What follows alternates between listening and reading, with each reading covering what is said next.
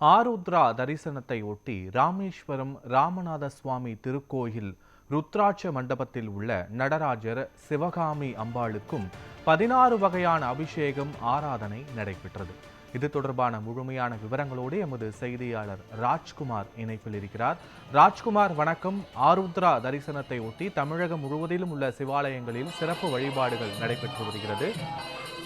முழு விவரங்கள் என்ன? வணக்கம் பத்மநாபன். அதாவது ஆருத்ரா தரிசனத்தை முன்னிட்டு ராமேஸ்வரம் ராமநாத சுவாமி திருக்கோயிலில் உள்ள நடராஜர் சிவகாமி அம்பாளுக்கு சிறப்பு தீபாரணை அபிஷேக ஆராதனை நடைபெற்றது. அதாவது தீர்த்த மூர்த்தி ஸ்தலம் இப்படி முப்பெருமைகளை உடைய ராமேஸ்வரம் ராமநாத சுவாமி திருக்கோயிலில் ஆடி திருவிழா, மாசி திருவிழா உள்ளிட்ட திருவிழாக்கள் விமர்சையாக நடைபெற்று வருவது வழக்கமாக இருந்து வருகிறது. இந்த சூழ்நிலை ஆருத்ரா தரிசனத்தை முன்னிட்டு ராமேஸ்வரத்தில் பிரசித்தி பெற்ற உலக பிரசித்தி பெற்ற 3ஆம் பிரகாரத்தில் ஈசானி மூலையில் அமைந்துள்ள அதாவது 1 லட்சம் ருத்ராட்சத்திலான மண்டபத்தில் அமைந்துள்ள நடராஜர் மற்றும் சிவகாமி அம்பாளுக்கு அதிகாலை ஆருத்ரா தரிசனம் நடைபெற்றது. அதிகாலை 2 மணிக்கு திருக்கோவில் நடையானது திறக்கப்பட்டு 3 மணி முதல் 3:30 வரை பதிவிலை பூஜை நடைபெற்றது.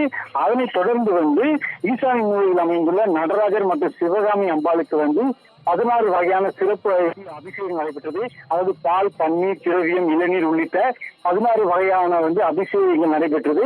அதனைத் தொடர்ந்து மாணிக்க வாசகர் புறப்பாடாகி நடராஜர் சன்னதிக்கு எதிரே உள்ள 6 தேர்கள் திறக்கப்பட்டு நடராஜர் சன்னதிக்கு எதிரே உள்ள மாணிக்க வாசகருக்கு சிறப்பு தீபாரணை நடைபெற்றது. முன்னதாக பசுவிற்கு பூஜையும், அதனைத் தொடர்ந்து கோவில் யானை ராமலட்சுமிக்கு கஜ பூஜையும் நடைபெற்றது. அதனைத் தொடர்ந்து நடராஜர் மற்றும் சிவகாமி அம்பாளுக்கு 16 வகையான சிறப்பு தீபாரணை நடைபெற்றது. இந்த தரிசனத்தை காண உள்ளூர் மற்றும் வெளியூரை சேர்ந்த ஏராளமான பக்தர்கள் தரிசனம் செய்து வராங்க. பத்மநாபன், காட்சிகளோடு முழுமையான விவரங்களுக்கு நன்றி ராஜ்குமார்.